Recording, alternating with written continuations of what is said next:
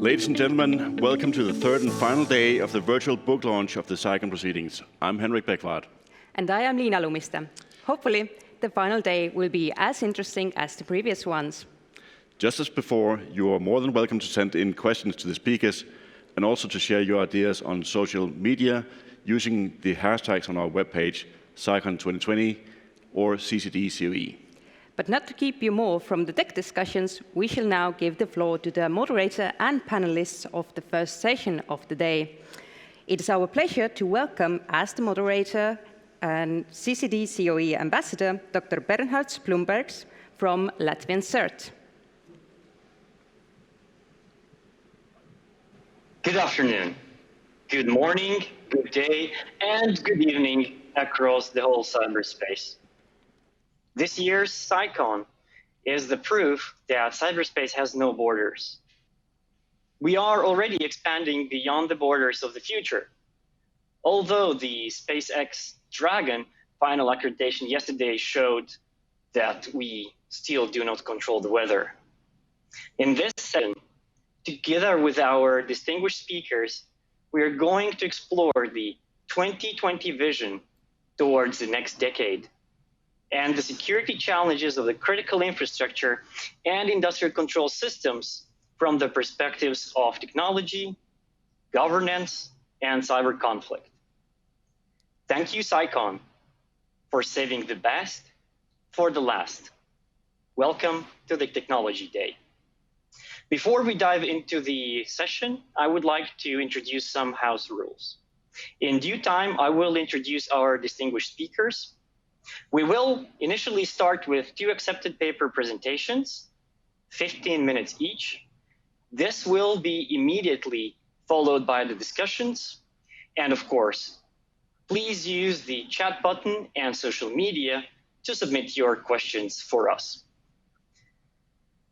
I would like to introduce the first speaker for today, Major Campos.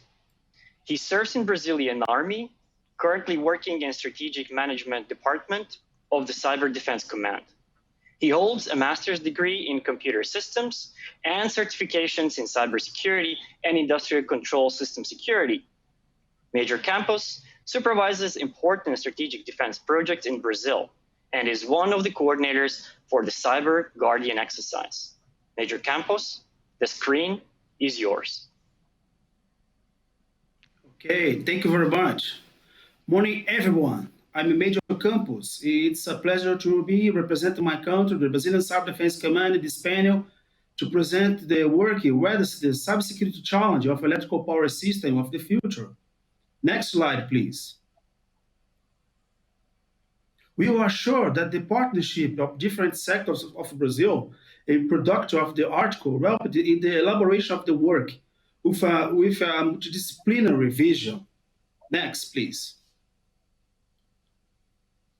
The factors responsible for recent changes in EPS are often grouped under so-called 3D views: digitization, decarbonization, and decentralization. Protecting key elements such as SCADA systems, operators, and communication networks will no longer be sufficient, as an increasing number of new small agents with being to play active roles in EPS in a smart grid scenario. We have the inclusion of new layers of agents in the structure of EPS.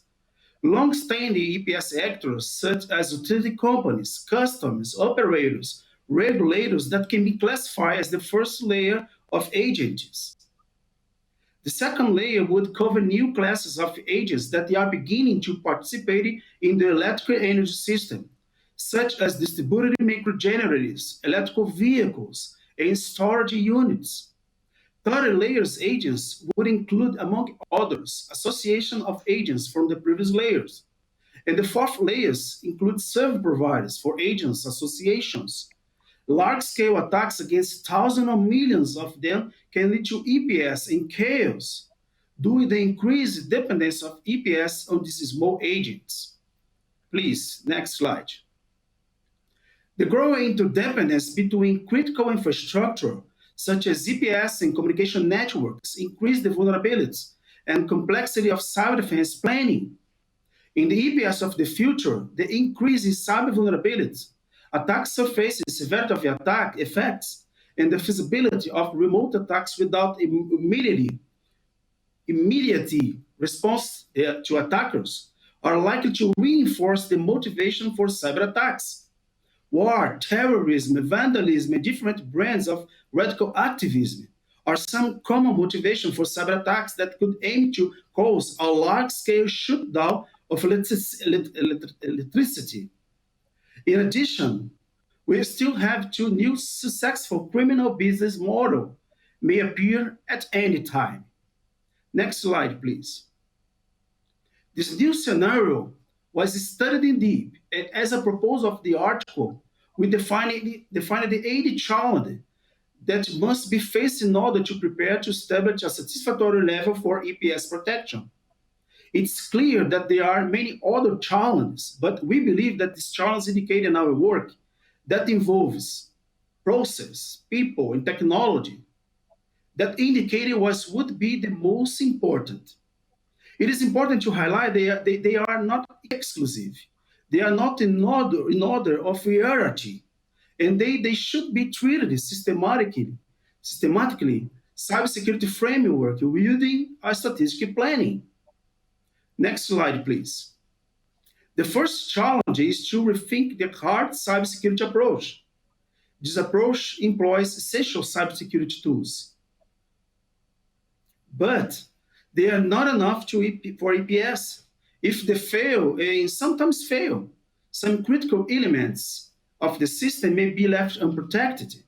Cybersecurity policy and strategies must consider the importance of availability and adequately address the association side effects. To avoid these uncomfortable and dangerous situations, design should consider the ease of replacing components in the design phase. Another characteristic of EPS is that they generally depend on extensive and poorly monitored communication networks. Other strategies, they are not specific to EPS, but are specifically relevant in this context, as the early detection of potential dangerous behaviors. Honeypots and honeypots designed for real-time control environments can prevent attacks and produce statistics that help refine cybersecurity, that can help identify suspicious behavior. With regard to the soft cybersecurity approach, we should note the inclusion of new layers of agents in an EPS system, which will begin to play active roles. Many agents will begin to operate autonomously in energy system. It can be assumed that some of them will behave in ways that could harm other agents or the entire system, and it's useful to identify them. In society, social mechanisms such as reputation and trust reduce the influence of participants who are not behaving properly. Reputation assessment systems, despite some imperfections, have proven to be effective in motivating agents to behave well and identify those who do not.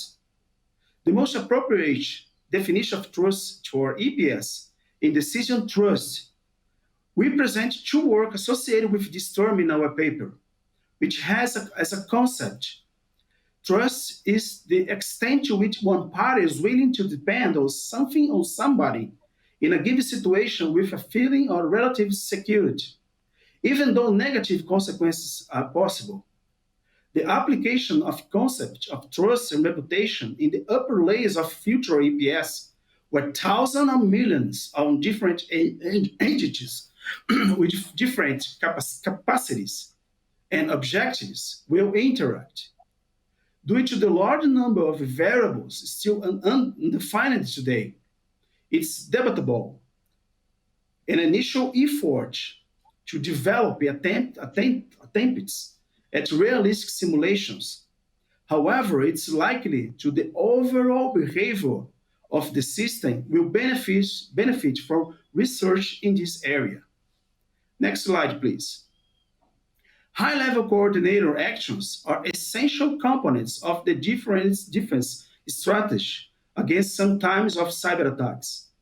The engagement of different sectors of society helps to build a robust cybersecurity community capable of the exchange experiences and good practices, and establish protocols for sharing information in cooperative work.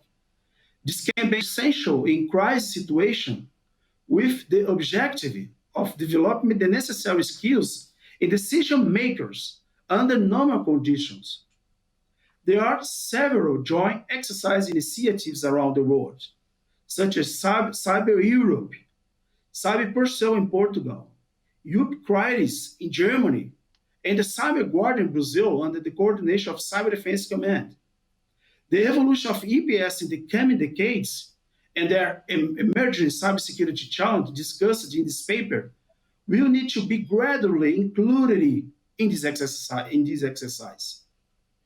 Effective EPS cybersecurity governance should earlier cover government, defense, EPS-related agents, and other critical infrastructure sectors, customers, utilities, private sector's representatives, academic sector, and societies at all.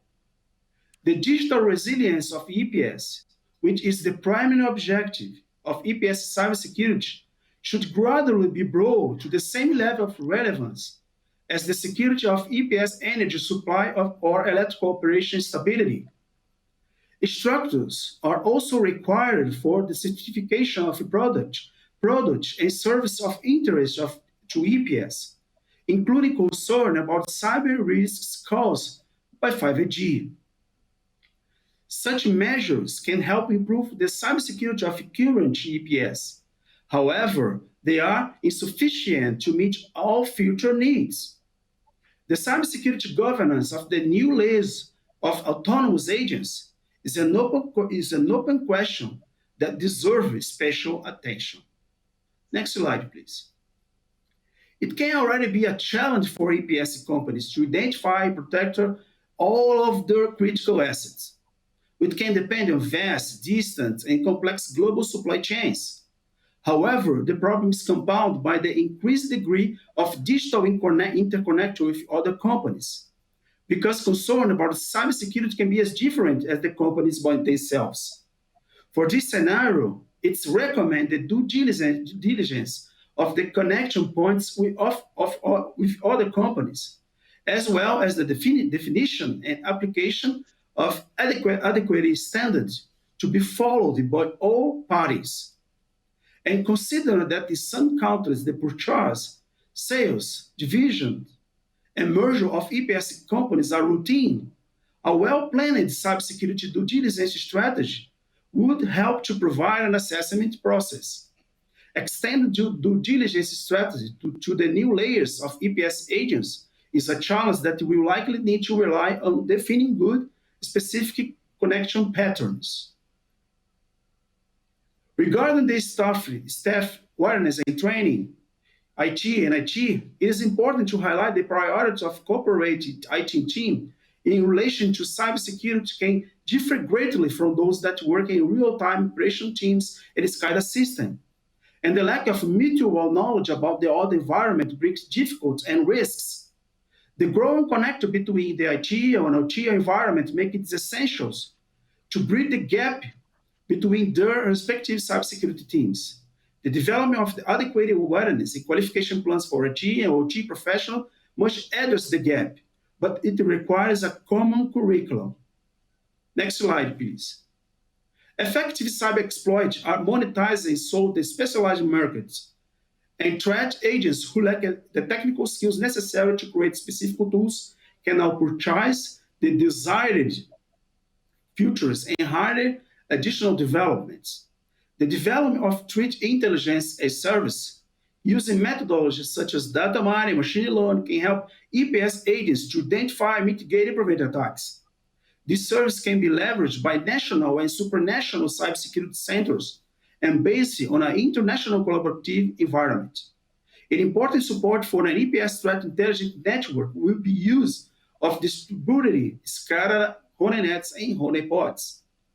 That relevance is expected to increase, and despite the development and monitoring costs involved, they deserve more attention than they have received so far. Research and development activities are essential in rapidly evolving technological domains, such as cybersecurity.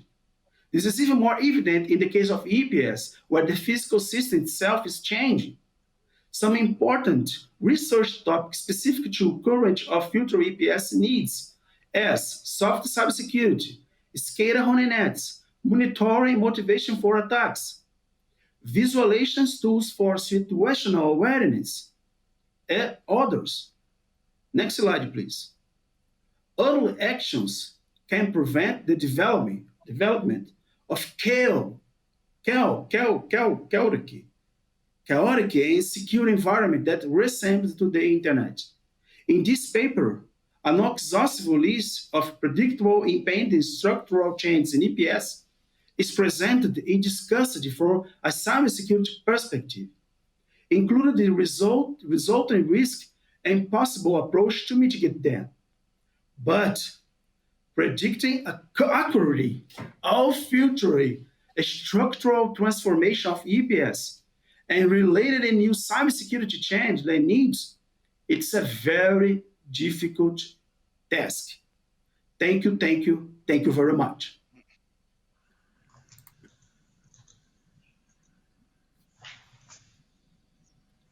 Thank you, Major Campos. Thank you for your presentation, and thank you for paving the ground for our upcoming speaker. I would like to introduce our second speaker, Mikael.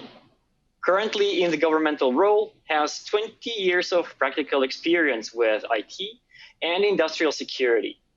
He's one of the leading experts in the realm of industrial control system honeypot deception technology, and has been credited for finding and responsibly disclosing more than 15 previously unknown zero-day vulnerabilities.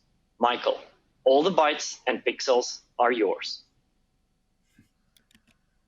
Excellent. Thank you very much for the floor, and thank you very much to the previous presenter for mentioning honeypots. It's always a favor to see that, because for various reasons, honeypot is a very important layer of defense that is not always being utilized, and especially not within industrialized security, and that's actually a shame. I would like to present this paper. And it has been, first of all, I would like to send thanks for being allowed to do the presentation. And I would also like to send a special gratification to my co-auditor, Mikael Dodson, who had actually been doing all the heavy lifting of this paper. And I created some of the data. Big thanks to Mr. Dodson and to his professor, Mr. Bertenson, both from University of Cambridge. Next slide, please.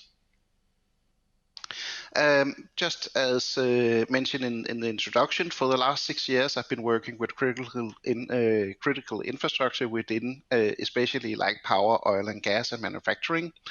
As mentioned, I've done a lot of responsible disclosure, and it actually started 6 years ago in a search for actually finding reliable threat intelligence regarding attacks on ICS, and especially on ICS who, for whatever reason, was faced on the internet. We think this paper is very interesting, to the best of our knowledge. It has the largest data set and the longest period ever yet been presented in an academical paper. If I could have the next slide, please. Yeah. One of our keystones in investigating was that given that we would deploy high interaction honeypots, and a honeypot is just a fake device, and high interaction just based that it looks and feels and acts the way that an attacker would expect. Basically, it means that if you're scanning like an Ethernet to serial adapter like Moxa, it actually says, yes, I am a Moxa, and yes, it replies back to the right things.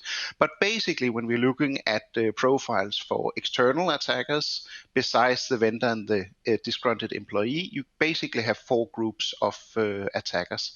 On the vertical skill line here is like the people how technical skills are they actually in order to find and abuse ICS equipment, and just in general, how technical are they? On the horizon, it's like, what's the motivation specific to hit our organization?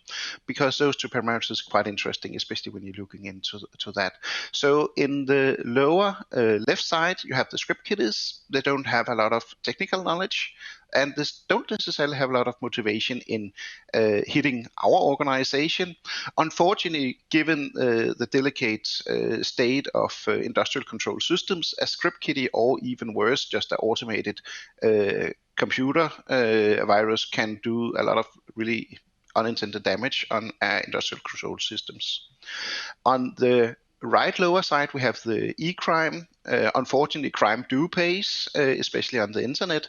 They have a lot of technical skills, but perhaps not that big kind of motivation to hit ICS equipment. Actually, they don't, because they are kind of funny things. They don't have a lot of CPUs. You cannot mine a lot of bitcoins on it, so basic's not that. Then on the upper left side, we have anonymous or similar geopolitical interest group. That's not the same thing as states, but they might not have the big technical thing, but for various reasons, they might feel very offended for what your organization. An example, if you're like in oil business and various other things, then people might be offended and want to hit your organization. And then last but not least, we have on the upper top corner, we have the state-sponsored attackers, APT, Advanced Persistent Threat groups, and basically they have a lot of technical skills and a lot of motivation. So basically we said, what is, if we are going to deploy high interaction honeypot on the network, what is actually, what kind of results are we going to see, which is what the paper is about. If I could have the next slide, please.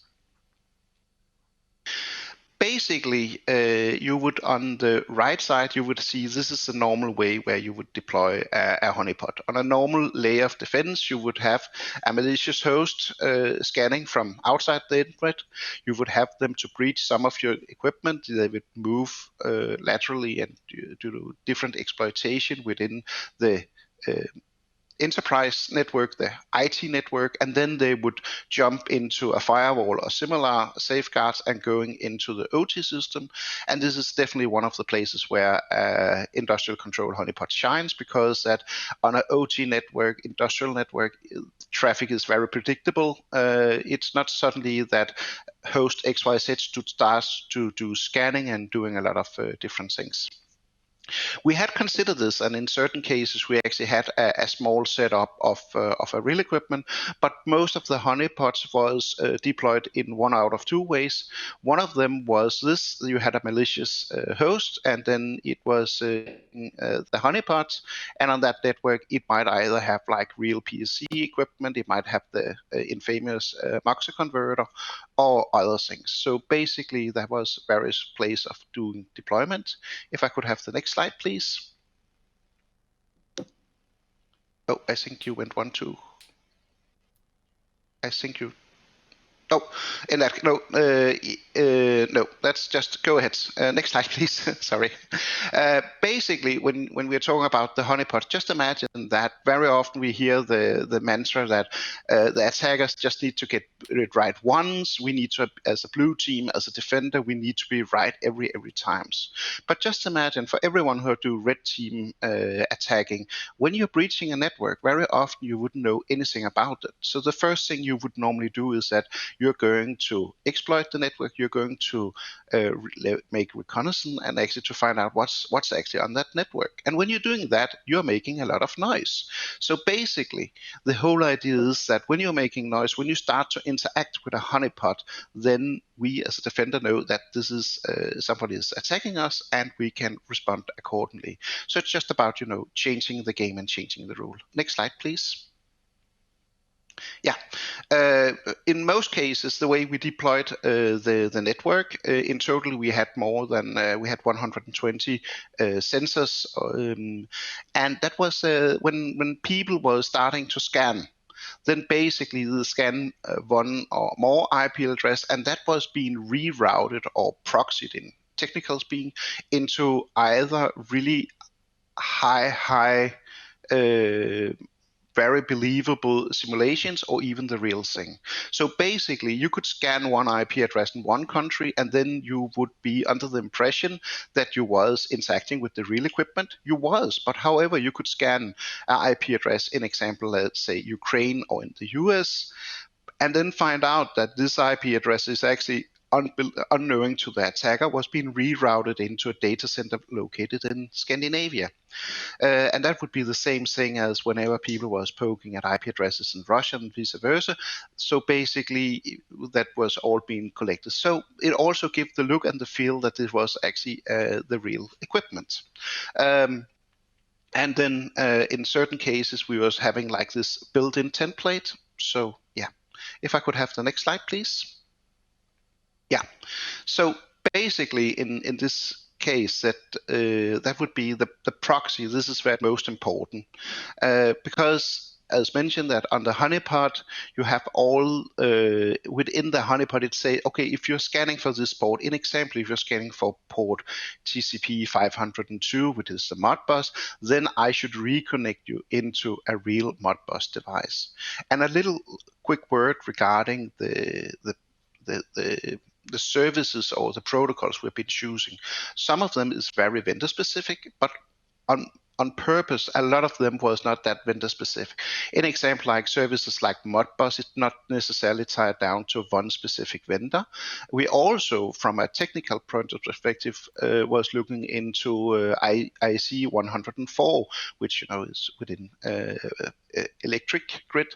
And last but not least, we also, in order to ensure that it was believable, but this is a very important part of the Honeypot setup in all, we also make sure that certain protocols like the DNP3 standard, which is only used in the US, wasn't to be found in one of the Honeypots who was based, in example, in Europe. If I could have the next slide, please. So basically, the thing about the Honeypot is that, first of all, there would be no reason whatsoever that people was trying to attack our misconfigured ICS equipment on the internet. But besides that, then in normal circumstances in the layer defense strategy, then you would normally say that any interaction event indicate either a misconfiguration, like something has changed, like the baseline has changed. That's not an attacker, it's just something was then a mistake. Interesting part on some of them, if that would have been an in-house honeypot, I've known a lot of cases where people actually by accident was hitting the honeypot, even it was legit people. And then last but not least, we have the attack. The cool thing about honeypot is as such you don't have any false positive. Any alert and every event should be investigated, because that's something that is anomal. It's something like out of the ordinary. If I could have next slide, please. Yeah, so a bit numbers on the paper. The paper itself, of course, described more in details, but we had it located geographical spread out in 22 countries around the world in order to avoid bias, because that just having a lot of honeypots within an example like the Scandinavian geographic wouldn't tell us about what kind of threats would there be around for other countries. In total, we were using different devices. We was at a total use 15 different physical devices, and then above that also a number of very believable simulation in order, so if you was interacting with something, it would either be the real device or it would be something that would be simulating various things. As one of the key things in this paper is also, to the best of our knowledge, it's one of the largest data set that has been used so far in an academical paper. My co-writer was very persistent in asking me to provide a lot of data, which I applied to. So we have 13 months of data. It was from March 2018 until April 2019, so it's also rather currently. We had more than 200,000 packets and flows, and we had 80,000 interactions. And last but not least, one thing that was quite interesting, that in one of our high interaction farms, when it was real equipment, we actually managed to find 4 0 days. I'm not going to go too much into details with those. Each of them has been responsible disclosed to the vendor. Each has, in certain ways, acknowledged that this was a vulnerability who was either not fixed or either not known in advance. And most of them was either denial of service, aka DOS, or buffer overflows. So each of them is currently in order to be fixed in order to have a more secure world. If I could have the next slide, please. Yeah, just a quick overview over some of the protocols as mentioned. One thing that is actually quite interesting is that when we look through the data, then it doesn't come as a surprise that a lot of them is, automated tools or known scannings tools. So primarily, or almost in all cases, it was something that we could attribute to known scanning tools, like, okay, this is Nmap, like, okay, this is Metasploit module XYZ. And this is actually also, like, the description is very consistent with previous studies that we also have been looking at. But again, the most interesting part is that when you filter out all the known actors, which is not by default evil or benign, is like when we're filtering out something like Shodan, Rapid7, Scan.io, and all the usual, then you are removing a lot of the data set, but you're still into something that's really, really interesting. Because that when you have removed 95 or 99% of the data, of course, what's left is the thing who is actually quite interesting. If I could have the next slide, please. Yeah, and not only that, but also as a complement, University of was so kind, so they actually had an additional data set, which my co-author, Mr. Dodson, was getting access to.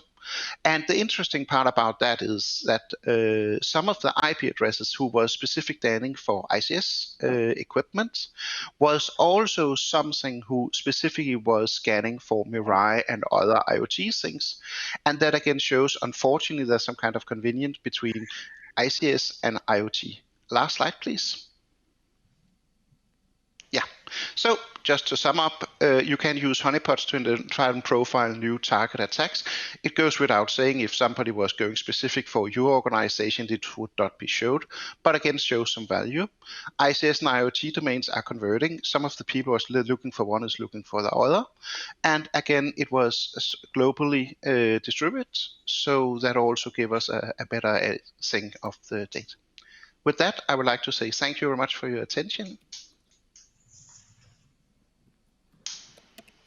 Thank you, Mikael, so much for the presentation and your marvelous work being done on the industrial control system Honeypots. With this, I would like to introduce our distinguished expert. Patrick Miller has dedicated his career to the protection and defense of critical infrastructures as a trusted independent security and regulatory advisor. He's a managing partner at Archer International, as well as the founder, director, and president emeritus of EnergySec, and United States coordinator for the Industrial Cybersecurity Center. Patrick's diverse background spans the energy, water, telecommunications, and financial services. Patrick, the cyberspace is yours. Awesome, thank you. And great presentations from the folks before me. I'm just going to give a brief piece on what I'm seeing for kind of now and the future for industrial control systems. Mikael, good job on describing some of the adversaries. I like to summarize this as basically our adversaries have three things that we don't. They have people, they have money, and they have time. Most organizations and most governments don't get all three. I think an important distinction is that not all of the adversaries are nation states or terrorist groups. Remember, there are things out there like organized crime and even your competitors as well from an industrial perspective. I guess the sophistication is really one of the keys. Some of them are far more sophisticated than others, of course, but the fact is a lot of them don't have to be. We're still finding control systems on Shodan on a daily basis, and they're not always Mikael's honeypots. They're actually real systems that we're still finding on Shodan all the time. The world is, at least for the industrial side, it's made up of a lot of embedded systems. these embedded systems, they're purpose-built. They basically do one thing, and they do that one thing very well. They can be environmentally hardened, for example, to operate in extreme conditions. But that's it. They're not like the IT world, of course. They're not, Windows and Unix all the time. The interfaces to them, like your human-machine interfaces are, but that kind of that industrial side of the sensors and the activators and all of these components that run our world behind it, it's all basically these purpose-built devices. They're all going digital. That's one of our bigger challenges. Is this stuff used to be everything from analog to electromechanical. They were physics-based in a lot of cases with very lightweight digital components. Moving forward, that's going to be heavily digital. Not because, I guess primarily because the digital stuff actually is more, it's smarter. It can do things better, but it can also be manipulated like any other digital device. The challenge, I think, with the digitization of everything is everything gets embedded. So, I know a lot of programmers, they're very smart, they're very brilliant, but they also don't want to write new code. So they'll reuse old code. And that gets embedded inside something else that's embedded inside something else that's embedded, to where we really, at this point in our digital state, we've kind of lost track of all of the kind of historical pieces. That just creates more landscape for all of the attackers, all the way down into things like compilers and, very esoteric options. So that embedded thing really is one of our key issues in terms of one of our risk components. Additionally, all of these things, as they get smarter, we're connecting them all to each other. Before, we didn't do that, right? Most of these things were effectively isolated. I hate to use the word air gap. They were more or less isolated into discrete areas. In the future, all of this will be connected to everything else. It's going to be hyper-connected in ways that the perimeter will still be there, but it will matter less, and there will be very complex relationships with other perimeters and perimeters that you don't control in a lot of cases. That's just part of our future, and that's being driven by business because the data from these systems is very, very important, and I'll talk about that in a minute. The other component is that this technology used to be like, frankly, some of these things were huge. Like, RTU used to be the size of a refrigerator. Now they're smaller and smaller, and it's really just going away. The technology is getting small enough to just be the part of the fabric of the factory or the facility. The IoT and IIoT components are being built into the actual physical components that we used to not have any kind of technology in them at all. So it's just kind of going away from our sight. That makes it harder to control and harder to manage when you can't see it. And all of this has to live within an ecosystem that is basically, legacy. Some of this stuff is 20, 30, 50 years old. So they have to live side by side. This innovation that we're facing is something you really can't stop. There's a lot of folks that are trying to slow this down. Humans are going to innovate, and they're probably going to do it faster than we want, and they're going to do things that are going to disrupt us. Those of us in the industrial space are going to have to get uncomfortably comfortable with innovation because it's what's happening, and we have to basically embrace it and try to teach it good manners as early as we can. Because in reality, the data is the future. We're using data in unique and creative ways, basically in ways we never have before. And just kind of open your mind a bit to this, where in the future, we're likely going to see things, everything from, yes, cloud, yes, virtualization, yes, AI and machine learning. All of these things are going to find their way into our world. They're going to be used in ways because they're profitable. Data is worth money. Data may be worth money in ways that it's actually maybe worth more than your product at some point in the future. We may see a time when people give away electricity or other industrial components to make money off of the data about that. That's interesting, and it's going to change things. So what can we do to make this situation better? There's the immediate reaction is regulation, and I'm a recovering regulator. I've been on that side. I've seen regulation all around the globe.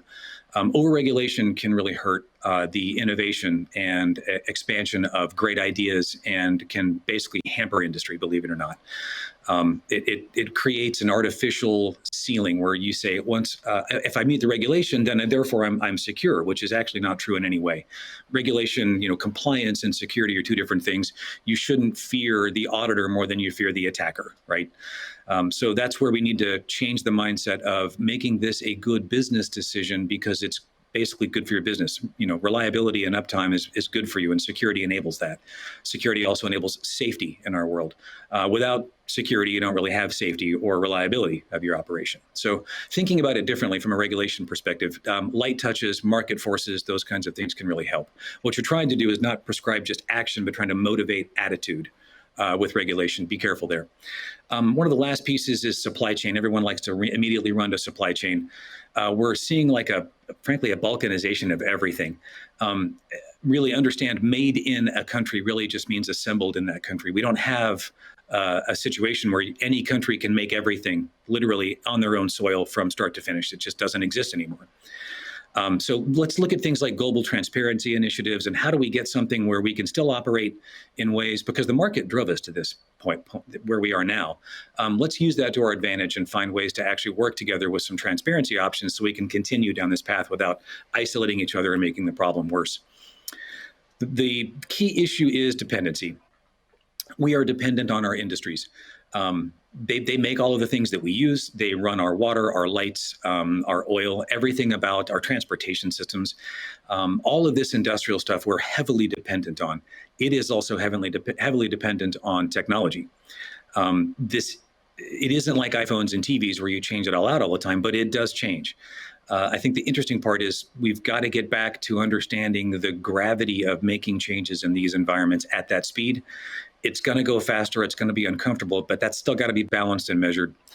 That approach has to embrace what we really wouldn't consider just all this preventive measures. You still have to do prevention, but it's more about resilience. So you are likely going to see some sort of attack, if you're not already, if they haven't already hacked you and you just don't know about it. That basically means focus more on resilience than security. How do you operate through an attack? How do you operate through ransomware on your plant floor? What can you do? Do you know enough about your system to operate manually? Have you tried? This doesn't just happen by luck or chance or hope. This requires the system to be designed for that, and it's got to have prepared people for it. So practice, and you don't necessarily need a million new security widgets. You can actually use what you have if you know how to use it well. Humans are very creative in those situations, and having practice with the tools that they have can be very beneficial. So they'll end on the note of focusing on resilience and security to enable things like, frankly, business optimization and reliability and safety. Back to you, Bernhards. Thank you, Patrick, so much for forward-looking introduction into what we would expect into the upcoming future. Actually, as you already clearly stated, we don't have to wait until the future starts in an unknown time ahead. It is already here, and we are already ramping up and really rushing towards the future and bringing all the technology that we have with us into the future and building on top of it. I would like to start with the first question I have, but I will address it to Major Campos.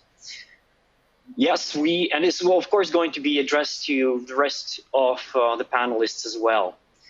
Initially to Major Campos.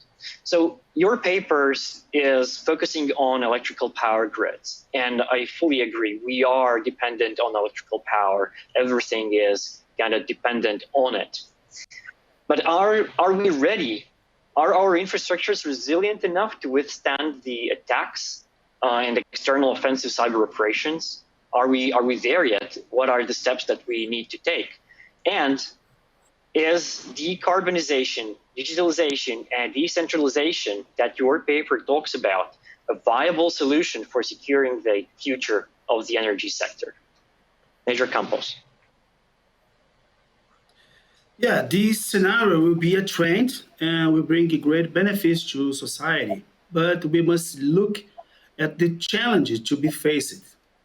If you bring it to the reality of smart grid, for example, where the layered approach allows the actor to interact with the system, the attack surface will grow exponentially.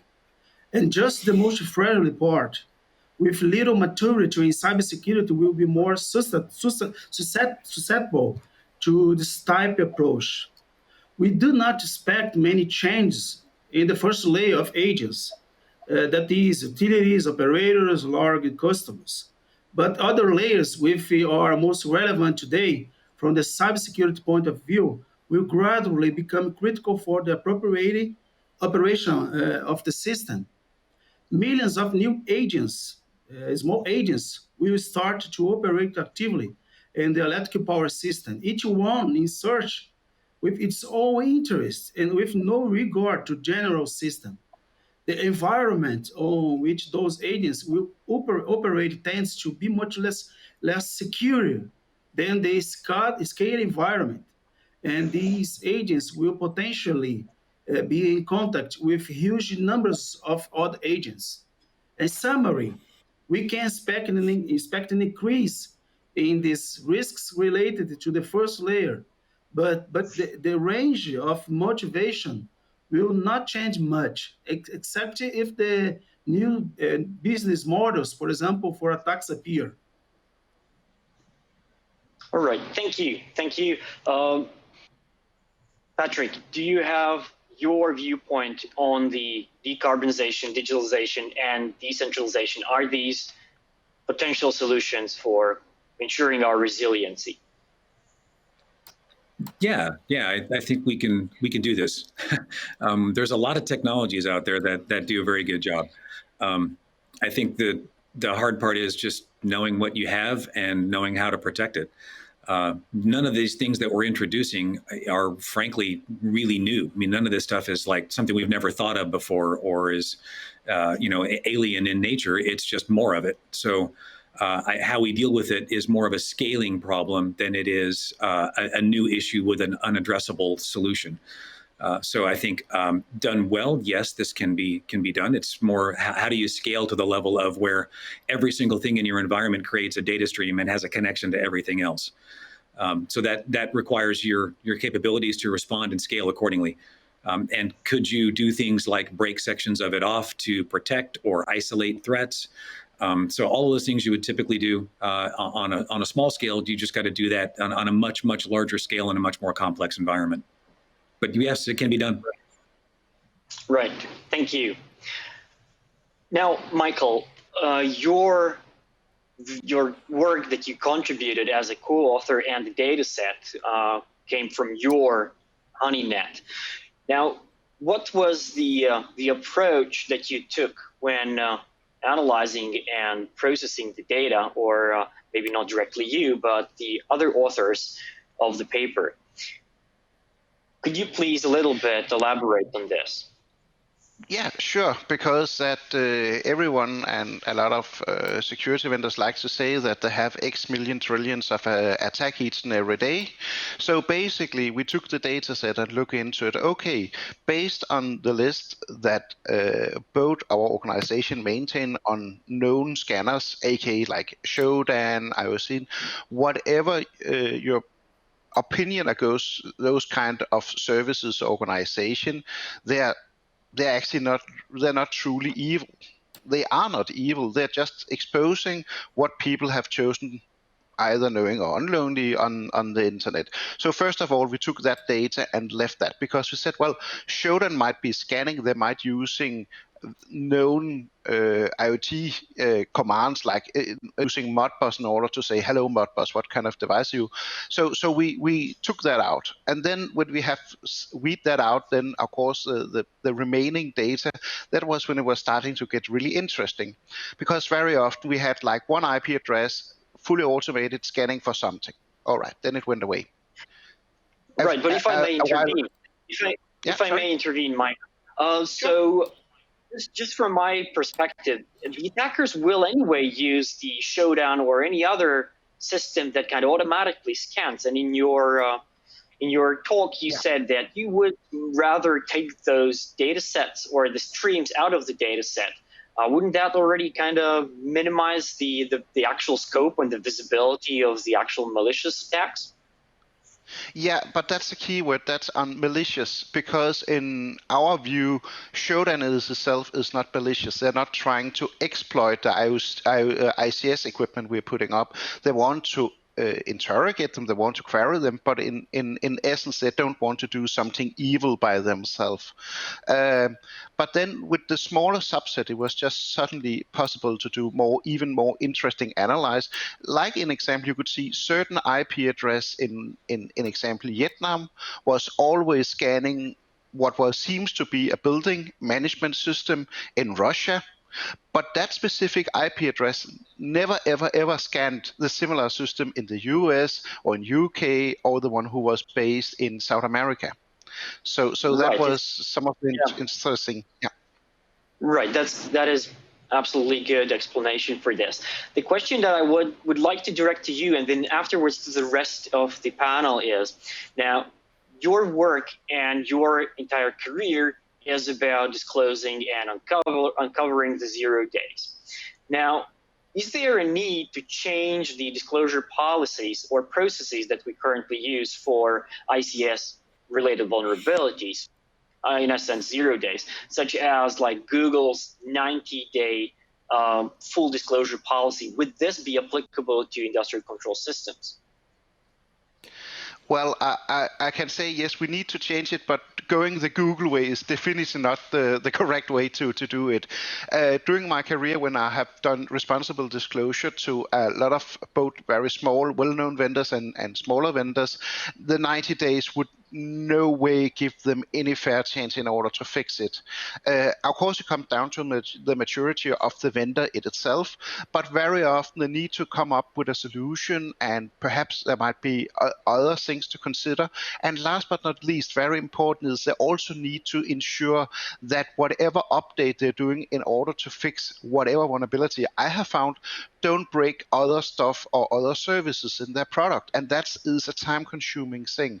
I have been, and I know other here in the panel as well, have been working together with vendors like 2 or 3 years in order to get this fixed. And it's not necessarily a sign that the vendor don't want to cooperate. It's just a very, very complex thing, because you don't want to make mistakes when you're rolling out a new firmware or updates and that kind. So definitely. Absolutely, yes, I agree. This is a very, very kind of sensitive thing to run the updates and on the industrial control systems.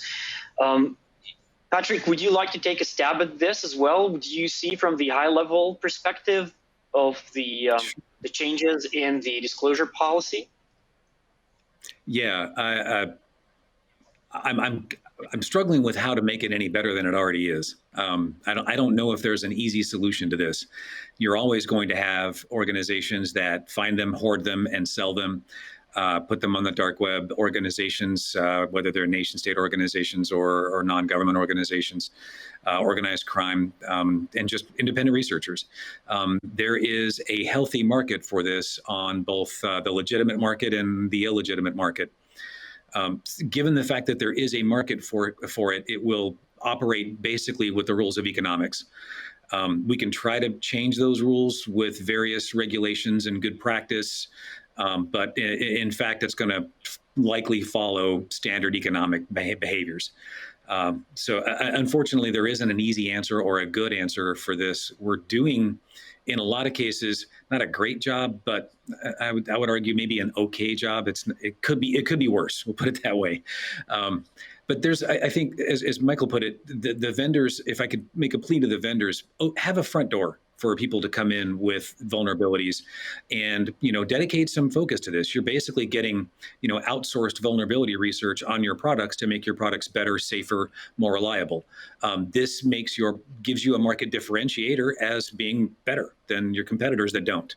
So consider the economic benefits of having a more secure platform and having a front door and a response team for dealing with these things. So there's a lot of complex moving parts in this, and there isn't an easy answer. But yes, we should endeavor to get better at this. Unfortunately, it's not going to be a light switch that here's your perfect solution. It's going to be rocky and strange going forward.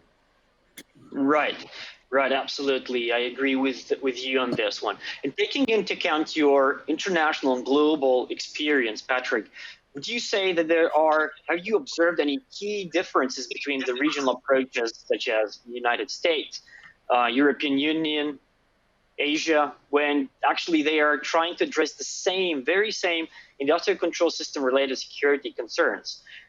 Is there a difference, and how can we learn together? And is that an option? Can we share information together? Is that an option?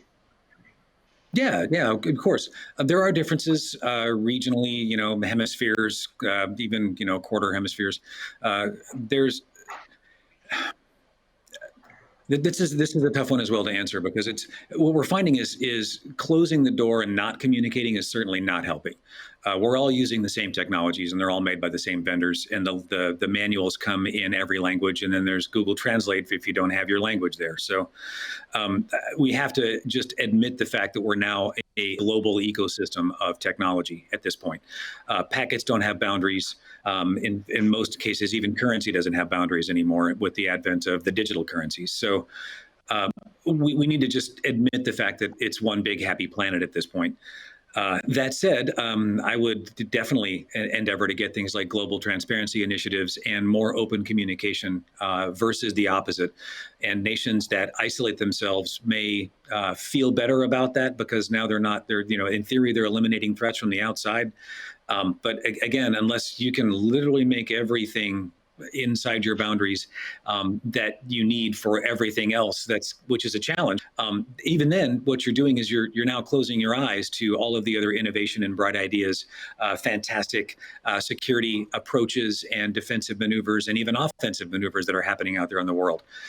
It's closing your mind and closing your eyes.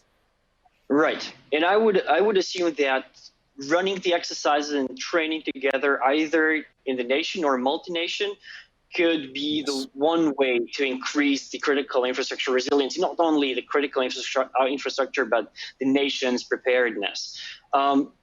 Major Campos, your work also in the paper and your primary work is also related to running the exercises. Do you see that these exercises do provide the benefit for resiliency, threat response, and governance, and in what way?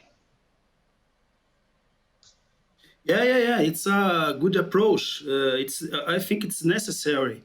The exercise needs to represent a key element of the electricity sector and other sectors in a realistic way. In Brazil, we have a cyber guardian since 2017, with a telecommunications sector, financial, nuclear sector, telecommunications sector, water sector, and others. There's a structural change in the sector. In particular, the participation of countless new agents will have to be represented in some way for the results of the exercise to be valid. In this case, high-level coordinated actions are essential components of the defense strategy against some types of cyber attacks, with the directed at the EPS or embracing or the critical infrastructure. And then inter-agents join, combining the exercise should be centrally coordinated and involve different public and private partners. How it's happened in Brazil, included those sectors of the armed forces and government responsible for the cyber defense. The engagement of different sectors of society that assists in building a robust cybersecurity community capable of change experience and good practices, and established protocols for information share and cooperative work. This may prove essential in crisis situations. Otherwise, if the exchange of base information can be difficult. The evolution of EPS of the next decade and their emerging cybersecurity challenges discussed in our session, for example, we need to be gradually included in those exercises. They will have an impact of the simulation of scenarios in cyber attacks and bring new vulnerabilities to be reproduced. Crisis management, incident response, and action plans must evolve accordingly. In Brazil, for example, as a result of the exercise, use MISP, for example. Okay. Major Campos, thank you for the point. We have time only for the last question, which I would like to ask for the rest of the panel, is for all of you on the panel, is if we're looking very far into the future, well, relatively very far in the future, what would be the sector that you would say is going to be the next target that you would foresee as a target for offensive operations or as a target for any operations, whether it be anything? So I will start with Patrick, please. Electricity. Electricity. Yeah. Thank you. Yeah. And thank you. Multiple studies on this. It's the hub around which all other infrastructures revolve. Without power, things go down real fast. So I would say electricity and comms, because they're woven together. Exactly. And you already said that there's everything of hyperconnectivity that we might anticipate in the future. Mikael, your take on this? Yeah, in a good panel, you shouldn't agree with everything every other side, because otherwise I'd said exactly the same thing as Patrick. But I would actually say power, but also water, because water is actually in some cases very elementary, both for healthcare and actually to producing water. And water, sewage, like water purification and cleaning facilities as well. Would that be part of it? Yeah, that's when I said water, that would also especially mean like sewerage and other things. Yes. Clear. Thank you so much.